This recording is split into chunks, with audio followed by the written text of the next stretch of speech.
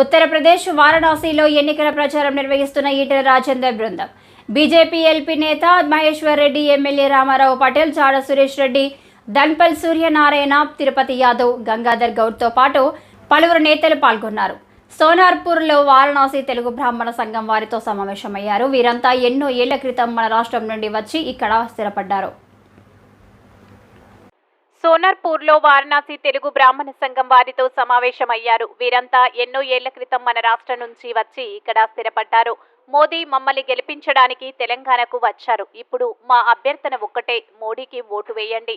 మేము మీ అందరినీ కలుసుకోవడం అదృష్టంగా భావిస్తున్నాం. మోదీ హయాంలో భారతదేశ ప్రతిష్ట పెరిగింది. ఆయన ప్రపంచంలో అత్యంత శక్తివంతమైన నాయకుడిగా ఎదిగారు. మోదీకి మన సంపూర్ణ మద్దతు తెలుపుదామని ఈటెల వారితో అన్నారు.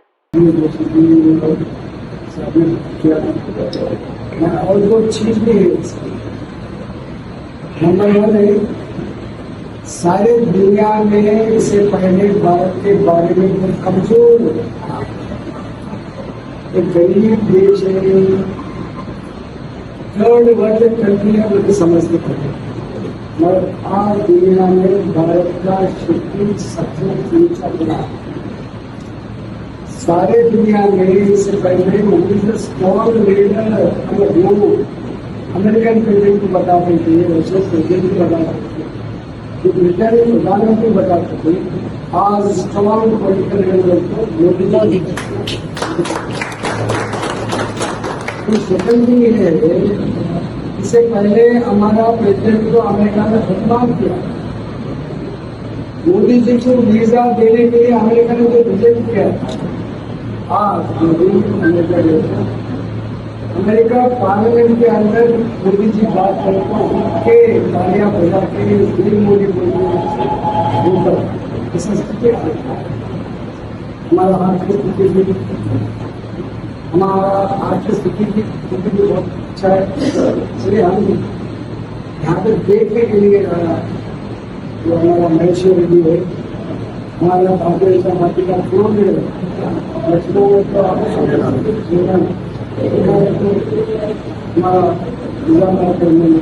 हमारा पटेल, सुरेश रेड्डी,